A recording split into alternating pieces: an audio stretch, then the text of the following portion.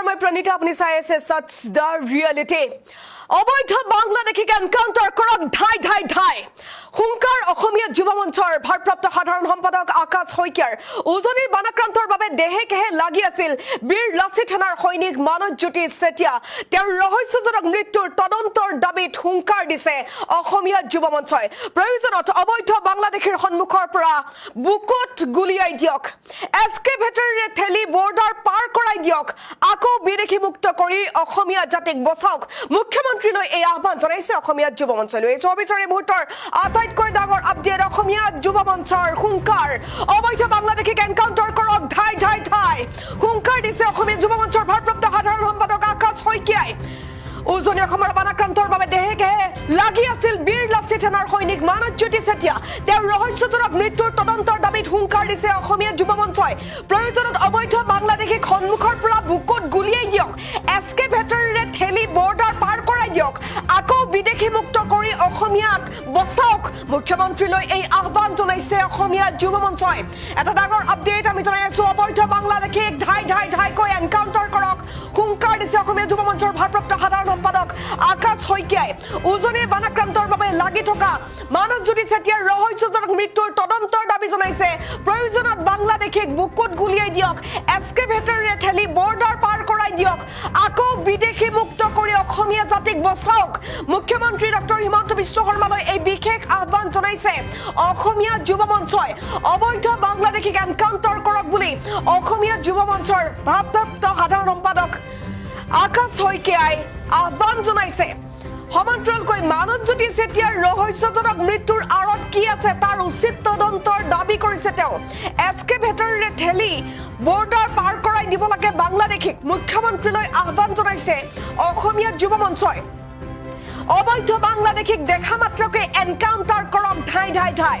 অসমীয়া যুৱ মঞ্চৰ ভাৰপ্ৰাপ্ত সাধাৰণ সম্পাদক আকাশ শইকীয়াই এই ভাষ্য প্ৰদান কৰিছে বীৰ লাচিত সেনাৰ সৈনিক মানৱজ্যোতি চেতিয়াৰ ৰহস্যজনক মৃত্যুৰ তদন্তৰ দাবী কৰিছে তেওঁ প্ৰয়োজনত অবৈধ বাংলাদেশীক সন্মুখৰ পৰা বুকুত গুলিয়াই দিয়ক এক্সকেভেটৰেৰে ঠেলি বৰ্ডাৰ পাৰ কৰাই দিয়ক আকৌ বিদেশী মুক্ত কৰি অসমীয়াক বচাওক মুখ্যমন্ত্ৰীলৈ বিশেষ আহ্বান অসমীয়া যুৱ মঞ্চৰ তেওঁ কি কৈছে শুনক আমি মুখ্যমন্ত্ৰীৰ এটা কথা আহ্বান জনাব বিচাৰিছো যে যিসমূহ অবৈধ মিয়া বাংলাদেশী আছে চিধা কথা স্পষ্ট কথা যে আমি এটা কথা কৈছো এই মানসক যিকেইটা 10টাই মাৰিলে এই 10টা কোনো দৃষ্টান্তমূলক শাস্তি বুলি কোনো কথা নাই চিধা চিধি কথা ধাৰ ধাৰ ধাৰ ধাৰ ধাৰ এটা এটাকে বুকু ফুটুৱাই ফুটুৱাই উৰুৱাই দিব লাগে চিধা চিধি কথা আৰু ইয়াৰ পিছতো যিমানখিনি আহি ইয়াত অবৈধ বাংলাদেশী আছেহি আমাৰ আজি মোৰ বন্ধু শৃংখলা কৈ আছে যে প্ৰায় 7,000 বাংলাদেশী বিহুবৰ চন্দকত সোমাই আছে এই গোটেইখিনিকে পৰাপক্ষে দিখনত উটুৱাই দিব লাগে নহলে কিন্তু আমাৰ একদম এটা কাল যেনেকে অমানিশা এটা ৰাতি হবলৈ গৈ আছে কিন্তু অসমখন যেনেকে আমাক বানপানীয়ে যিটো প্ৰলয়ৰ সৃষ্টি কৰিলে বলিয়া মানে যিটো যেনেকুৱা এটা ধৰণৰ সৃষ্টি কৰিলে তেনেকে কিন্তু অবৈধ মিয়া বাংলাদেশী কিন্তু এই যি বানপানীৰ আলম লৈ ইয়াত থিতাপি লৈছেহি বিহুবৰ চন্দকত এইখিনিয়ে কিন্তু আমাক খুলি অজগৰ দৰে গিলি খাব অসমৰ জনগণক কথাই কৈছো যে সময় থাকোতেই আমি যদি কোনো ধৰণৰ সিদ্ধান্ত নলওঁ আমি কিন্তু বেলেগ এটা বৰ বেয়া পৰিস্থিতিলৈ গৈ আছো গতিকে মুখ্যমন্ত্ৰী ডাঙৰীয়া সময় থাকোতেই আপুনি যি প্ৰতিশ্ৰুতি দিছিলে যে অবৈধ মিয়া বাংলাদেশী এটাকে গণি বাংলাদেশলৈ পঠিয়াই দিয়াব অতি শীঘ্ৰে পঠিয়াই দিয়া ব্যৱস্থা কৰক আৰু যিসমূহ উচ্ছেদ আপুনি বন্ধ কৰি থৈছে সেই উচ্ছেদসমূহ খুলি পেলাই অতি শীঘ্ৰে গোটেই উচ্ছেদ চলাবৰ বাবে আমি আহ্বান জনাইছো যোৱা 25 তাৰিখে আপোনালোকে জানে যে উদীয়মান যুৱক আমাৰ খিলঞ্জীয়া হত্যা মানৱজ্যোতি চেতিয়াক আমি হেৰুৱাবলগীয়া হৈছিল আমি অসমীয়া যুৱ মঞ্চৰ তৰফৰ ফালৰ পৰা গভীৰ শোক প্ৰকাশ কৰাৰ লগতে শ্ৰদ্ধা জনাইছো আৰু মুখ্যমন্ত্ৰী ডাঙৰীয়াক আমি সুধিব বিচাৰিছো যে আৰু আমি কিমানজন খিলঞ্জীয়া হত্যাক আমি এনেকে হেৰুৱাম কাৰণ সিদিনা সেই ড্ৰাগছৰ কাণ্ডৰ লগত জড়িত ড্ৰাগছ মাফিয়াই এজন পুলিচ আৰক্ষী বিষয়াক মাৰিছিলে তাৰ পিছতো বহুতো এনেকুৱা উদাহৰণ আছে আৰু যোৱা 25 তাৰিখে এজন আমাৰ উদীয়মান যুৱক আমাৰ খিলঞ্জীয়া হত্যাক আমি হেৰুৱালো গতিকে আমি এটা কথা ক'ব বিচাৰিছো যে অসমৰ জনগণে বিজেপি চৰকাৰ বা সন্মানী মুখ্যমন্ত্ৰী ডাঙৰীয়াক এইটো কাৰণে বিচাৰিছিলে যে অসমখন বিদেশী মুক্ত হ'ব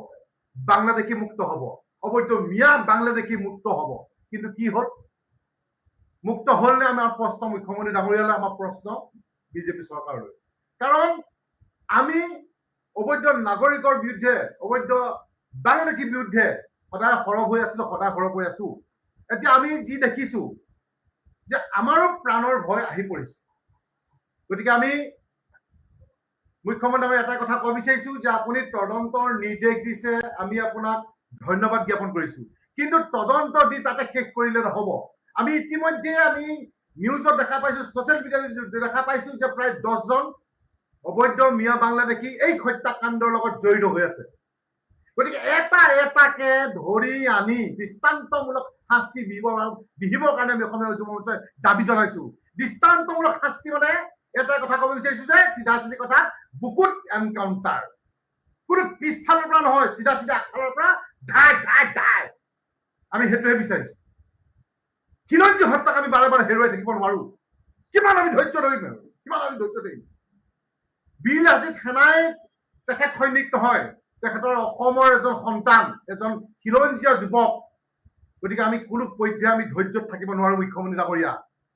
আপোনাক অসমৰ জনগণে সেইটোৱে ভোট দিছে। আমি বাৰে বাৰে সেইটোৱে কম যে অবৈধ মিয়া বাংলাদেশী আপুনি খেদাব। আপুনি কিয় উচ্ছেদ বন্ধ কৰি থৈছে? এতিয়া